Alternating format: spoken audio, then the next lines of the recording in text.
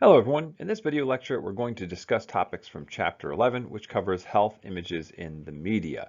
This is an interesting area, a lot of lessons from the things we've already talked about, but as you can imagine, there's some overlap between advertising, marketing, and health communication. And so we want to dig into this, particularly a couple of different ethical considerations about how similar they are, advertising, marketing, and health communication, and what ways in which they're different and why that matters to us. Let's get into it. We're going to start by looking at some social influence theories. We've looked at some of these before. Some of them are going to be new to you perhaps, but in this context, they all take on kind of a new meaning. So let's look at them. I got my Homer Simpson meme up here in the corner in which he's laying around saying, "Everyone is stupid except me." This is the first thing I thought of when we got to this theory of this describing the third person effect, which is to say that basically I am not susceptible to persuasive messages in the media, but you are, right? This is intimately related to a lot of other fundamental social cognition theories, and they're all kind of the same, but they all say something a little bit different. This is incidentally why I kind of got into fundamental human cognition, because you see enough of these theories and you're like, all right, well, this sounds like the kind of the same phenomena. But what we're describing here is um, it's kind of the walk a mile in someone else's shoe aspect of our cognition, where we are more forgiving of ourselves than we are of other people. We can also compare this to the fundamental attribution error. If you've ever taken basic psychology, you may have heard of this one before. I probably have mentioned it before. The fundamental attribution error is when we attribute negative personal qualities to someone else making a mistake, for example, but we'll find excuses for ourselves making the exact same mistake.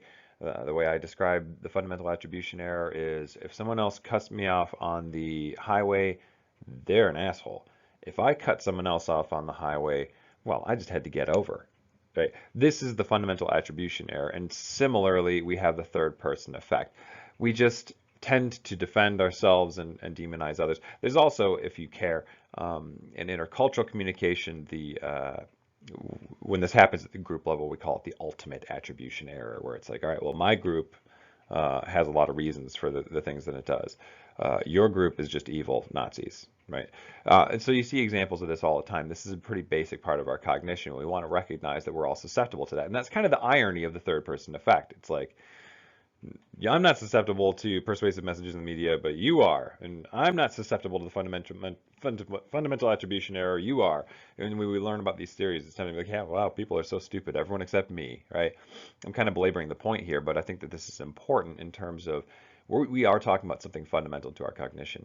You may be watching this video and thinking, wow, yeah, people sure are dumb. Good thing that's not me. But that's exactly it, right? That's exactly how this works. Our brains are programmed to do that. That is how the infrastructure of our brains works. So this is important. We underestimate the persuasive effect that messages have on us. And we're going to see that as we go along here. Even if we know we're not looking at realistic portrayals, they're still going to influence how we view the world. And that's really important.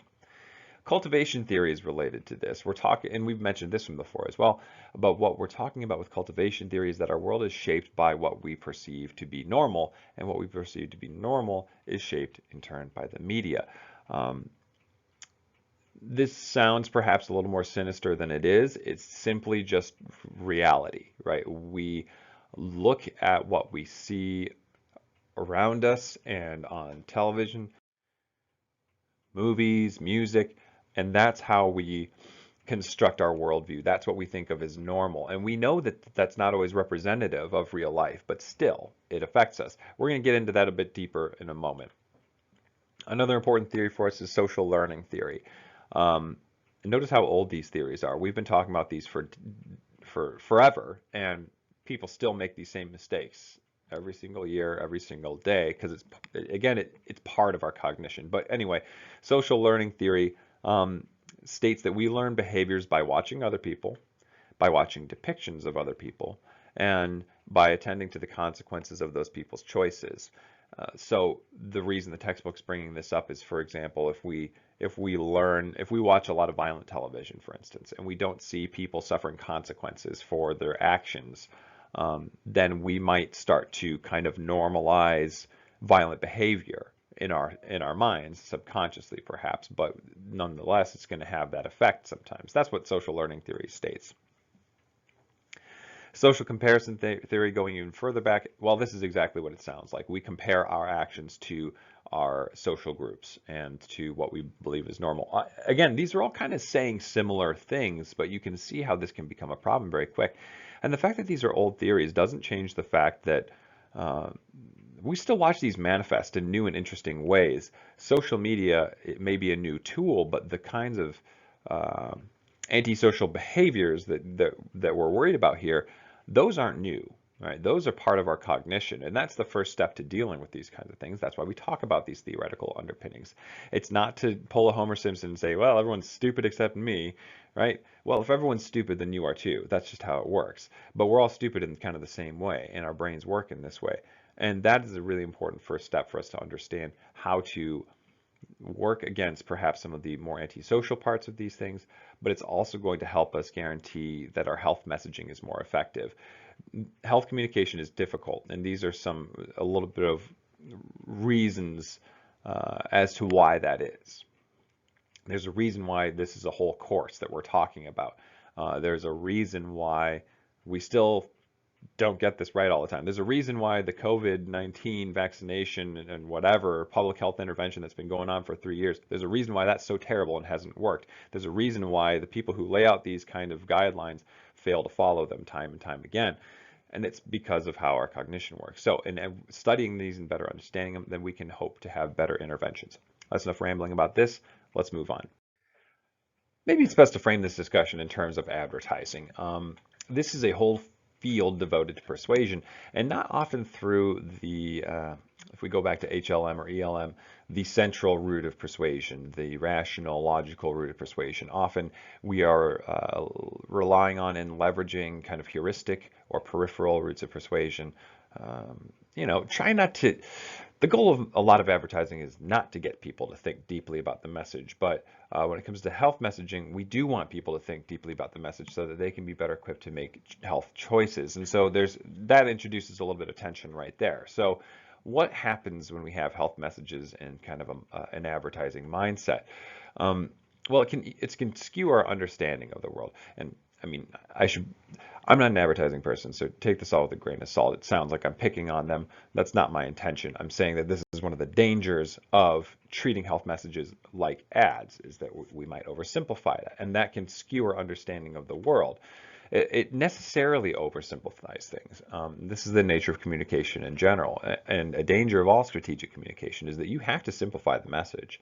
Health messages are nuanced, they're complicated, and so anytime you distill those down or try and condense them into a form that people can understand very easily, you're losing a lot of that important nuance, and that's where a lot of the issues come from. Not necessarily the advertising mindset of getting a simple message to the people who need to hear it. This oversimplification can intentionally or unintentionally encourage unhealthy behaviors just by making us self-conscious about normal things.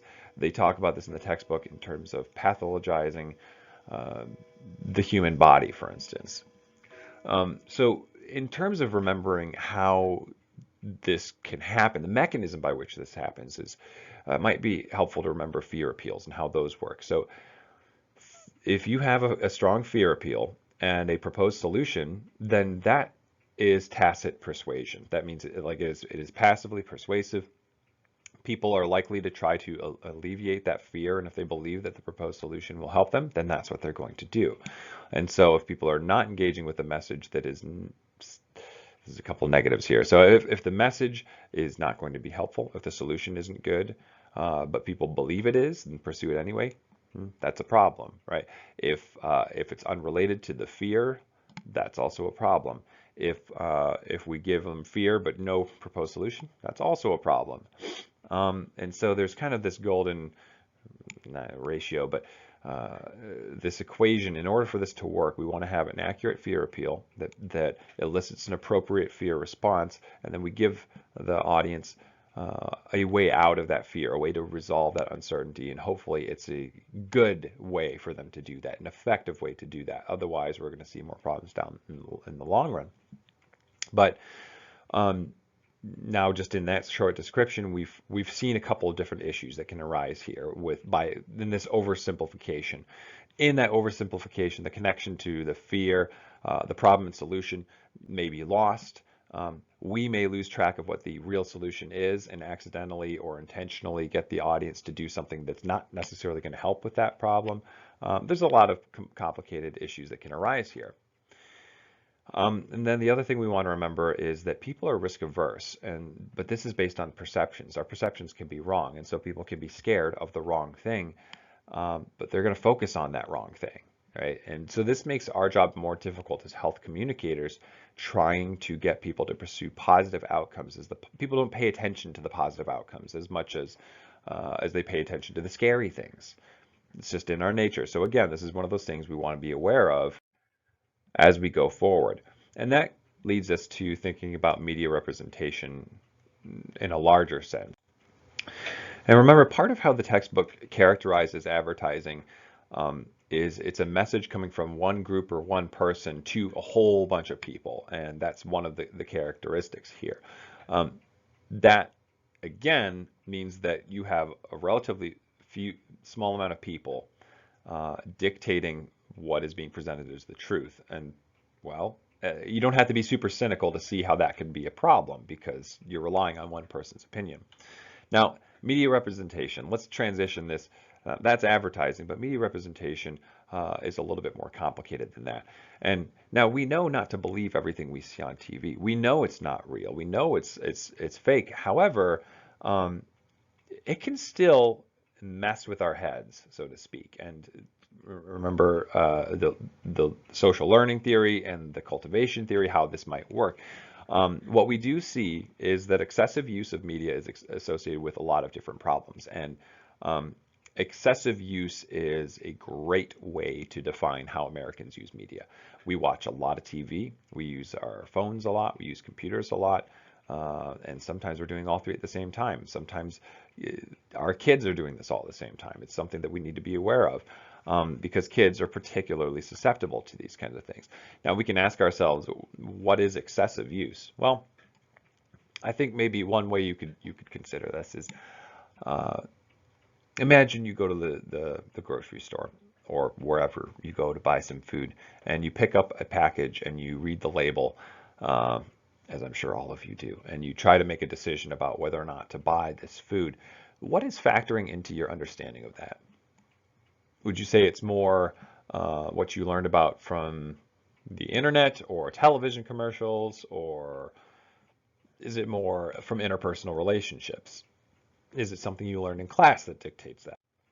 Well, if you feel like maybe those media messages are more influential in your decision making than something else in your personal life or something that you learned at school or something else, well, that might be a sign of excessive media use, right? I think once the media starts influencing our lives more than our lives, that might be a sign that we have excessive media use. Now, is that innately bad? Is the media itself bad? Well, no, we've talked about that before too. However, some of the challenges here are that it can aggravate a lot of issues. I'm not sure that like smartphone use is going to give you anxiety, but if you have anxiety, it's going to get worse, probably not better from the smartphone usage. So, excessive, it's not surprising to see that excessive use of media is associated with a lot of different problems. So some of these could include self-esteem, body images, negative body image, eating habits, anxiety, etc. I can imagine all these different things being a problem, and they are a problem. We'll dig into that a little bit more as we go along.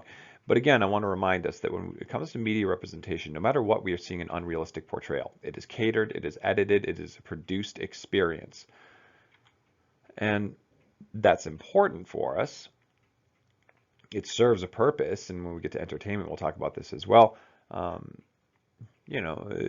That's necessary. In terms of mass media, we have no choice in that regard, but it does mean that we have to be very careful about it, because we also want to remember the importance of narrative in meaning making and identity. If we're encouraging doctors to pay attention to narrative and we're trying to communicate our lives in narrative, we identify with narratives.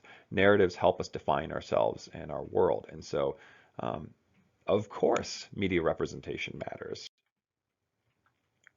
So again, going back to cultivation theory, media has influence over how we view what is normal. And it has more influence when those images are consistent, when we have higher exposure to media. Well, we got that box checked off, and people have a limited basis for what they see and hear. So let's go back to our go-to example of COVID-19 messaging and campaigns. Are the images consistent? Probably fairly consistent, or at least at different time periods, they're fairly consistent, right? I'd say early in the pandemic, this was portrayed as a very dangerous disease. In reality, it's not quite that dangerous. It's not pleasant, speaking from experience. However, its lethality was way overblown, but that doesn't mean the images weren't consistently portraying it that way. Lots of black and white imagery, people on ventilators, all that stuff. Okay, so maybe we got that box checked off. High exposure to media, got that box checked off. And this is a new virus where people don't understand what's happening. We don't know, we didn't know what's going to work, what doesn't work, and so people had a limited basis for what they see and hear. Boom, there you go. So according to cultivation theory, what you see on the news about COVID-19 is probably what you're going to believe.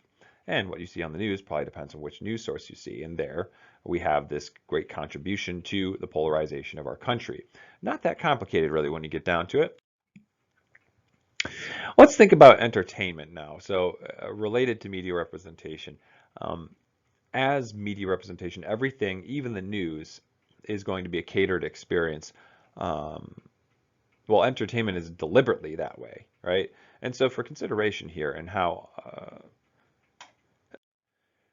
this can affect our understanding of the world, I've taken the liberty of providing you with some of the criteria by which the Motion Picture Association of America assigns ratings to different movies. So this is coming from the PG-13 section. They say any drug use will initially require at least a PG-13 rating.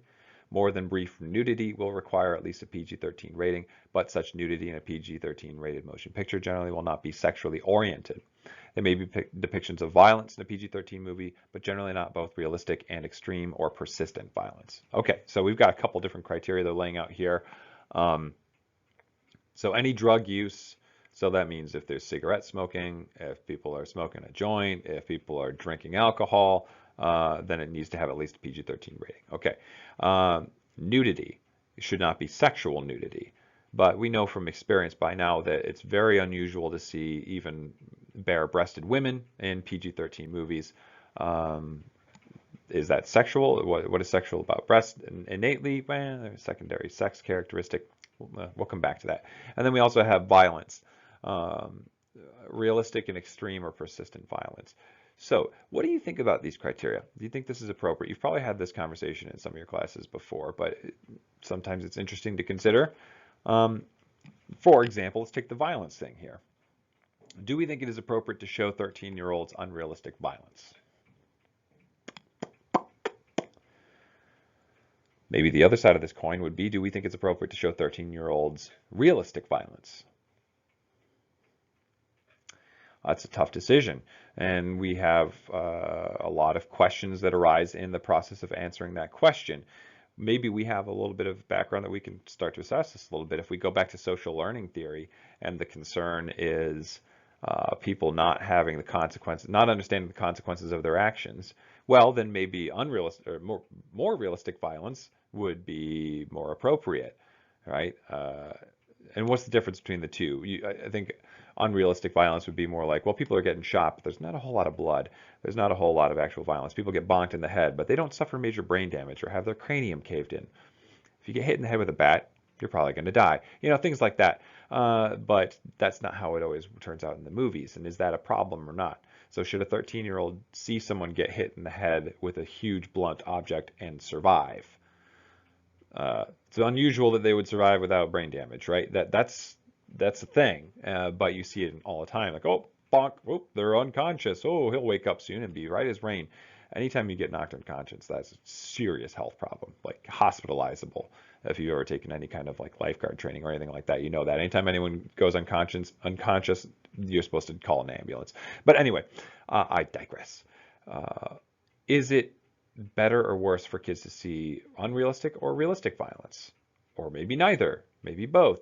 Maybe what we learn from the social learning theory is that what's more important is that they see consequences to actions. So if we're going to see violence on television, it might be best if we can see some consequences associated with that.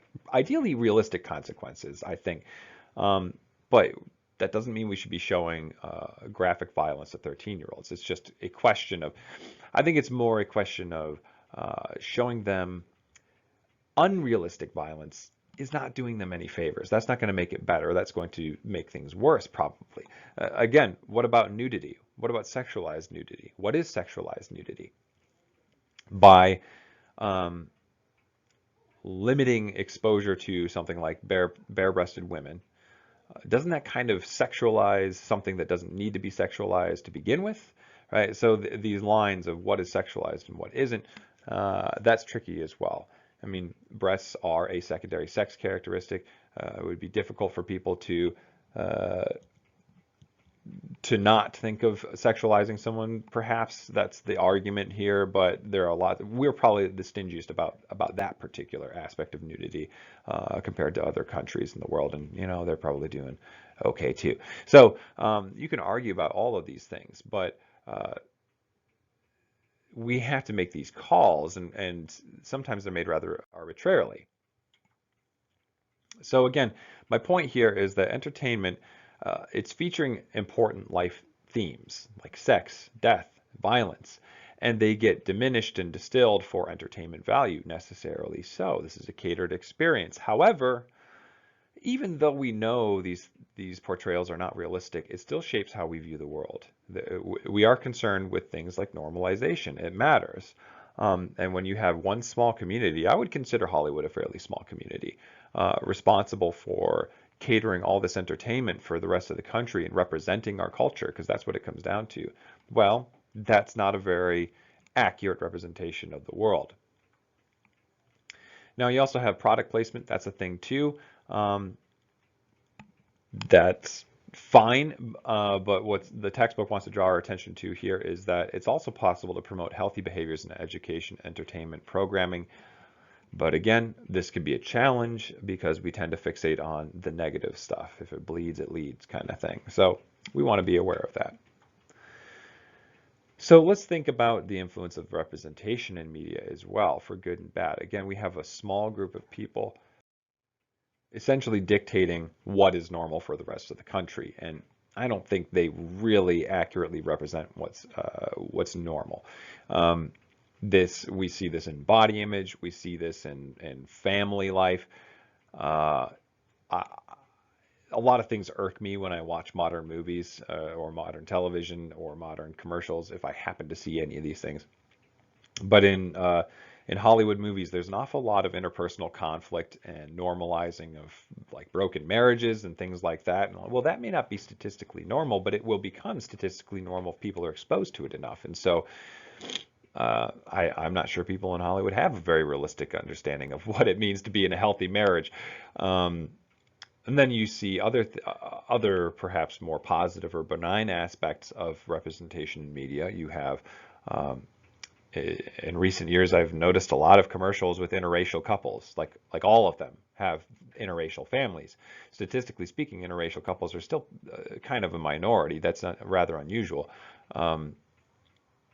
But is that a net good or bad? We may not be equipped to answer that question. However, it's unrealistic, right? Statistically speaking. Now, do we care? That's kind of hard to answer, but we can see that there are possible complications with creating and normalizing things that are not consistent with people's everyday experience, and we want to be aware of that. Those are rather disparate examples, and maybe it's not.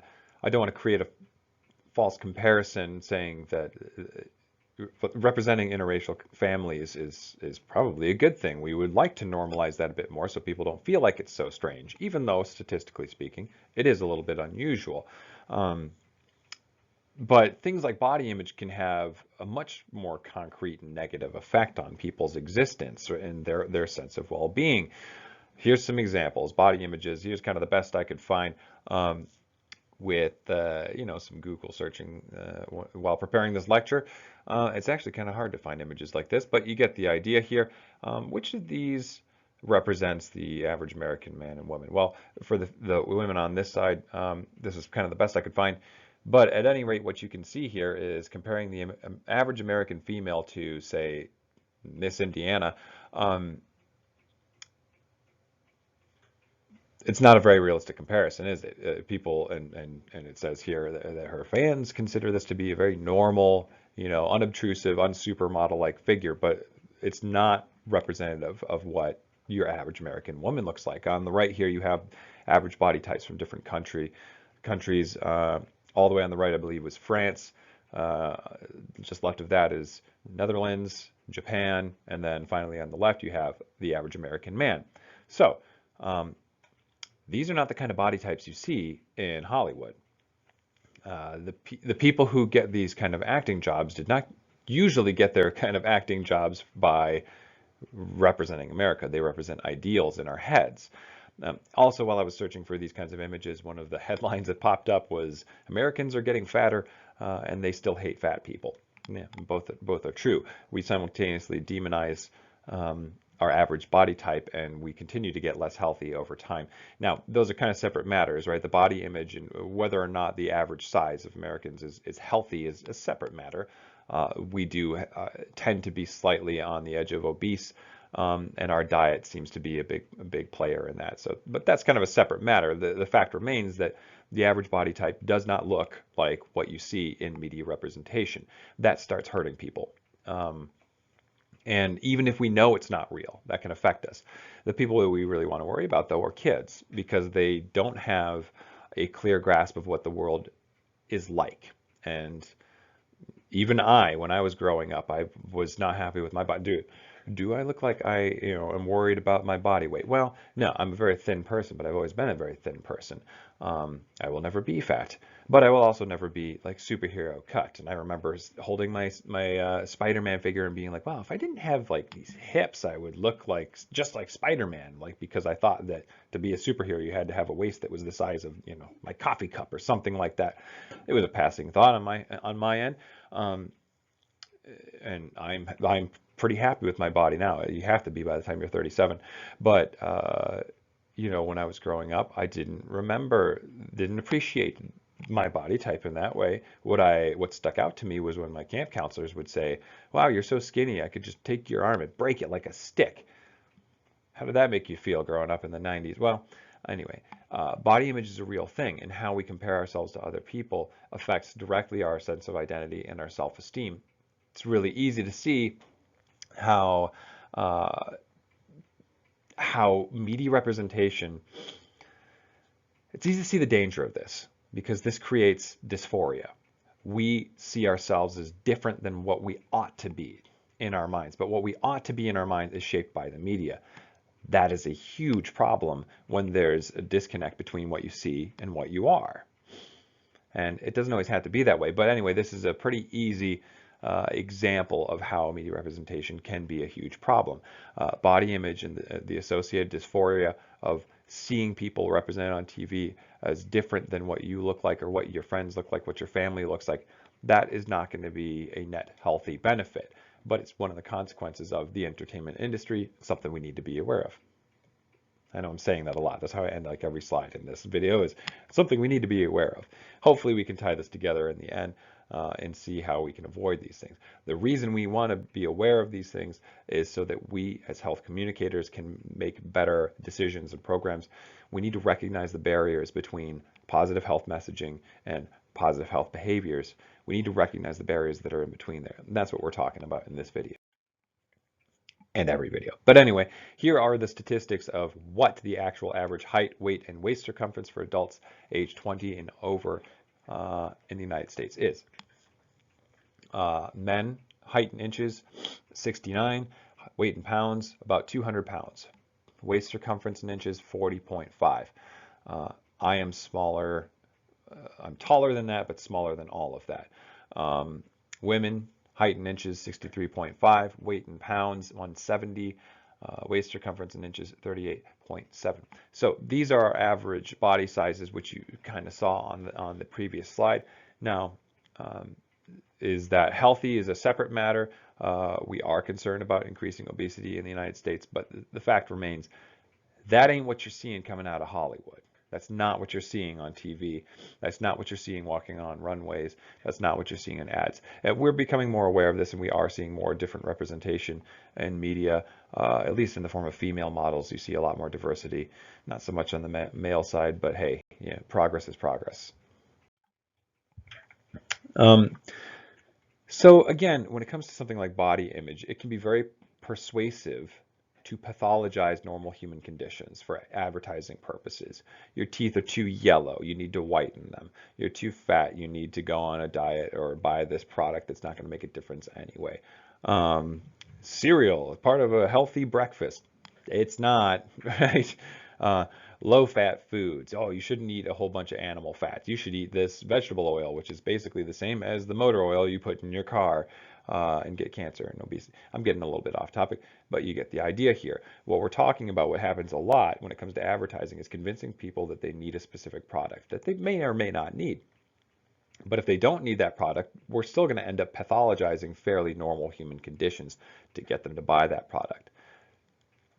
A lot of things that people don't need to worry, losing hair. Obviously, I'm losing some of my hair. I'm 37. That's just how it's going to be. Gaining weight, losing collagen in your skin. You're going to get wrinkles. You're going to lose hair. You're going to gain weight. You're going to get aches and pains. Part of this is normal transition of life. Your teeth are going to get more yellow over time. And so pathologizing those things is only going to serve to make people more miserable. But hey, might sell some products, right? But this is a problem that we want to be aware of. There we go again. More things we can be aware of. In particular, I want to bring our attention again to recognizing that teens are particularly susceptible to this because they are getting old enough to be self-aware. However, they do not have enough lived experience to know what is normal. And so normal is whatever they are exposed to the most, according to that kind of cultivation idea. So that's fairly dangerous. Eating disorders is one issue of this, one manifestation of this. Video game avatars is another example. I think the textbook said something like 97% of boys play video games, and the avatars are shaped like a mix between a linebacker and a refrigerator, and that makes us feel, well, they don't look like me, unless you play like Japanese video games, I guess. But anyway, but these are some pretty serious issues that can lead to dysphoria of all kinds. And you can probably use your imagination to think of some other ways in which body insecurities manifest in modern culture. You can see these trends all over the place. People are unhappy with being who they are in their own body, and that's not really good for health outcomes, mental health or otherwise. News media. Well, we can just about wrap this one up, but well, we've kind of talked about this already. Um, When it comes to news media, I think one of the most important things to recognize uh, is that they are not experts. They're translating things, and they're translating things for a specific reason. They're not always doing it accurately. They're not always doing it fairly. Sometimes that's not their fault because they are not experts. Science, health, it's all very nuanced. It takes a very sophisticated level of understanding to make sense of these kinds of things. And the news media is not equipped to do that. What they're equipped to do is to sensationalize things to get viewership. What they're equipped to do is to promote negative, scary stories so that they can increase viewership. That's where the incentive is. It's not necessarily malicious or bad per se, but the effects can still be bad. So we've talked about a lot of different things here relating to health and media, and I think it all really boils down to recognizing, one, what we see on the media is not real life. Two, we know this, but it still impacts us positively and negatively. Three, as health communicators, we need to be aware of these different problems, how they arise, how they function, and what some of their negative effects are so that we can try and work against them. Because what we are trying to do is promote better health outcomes.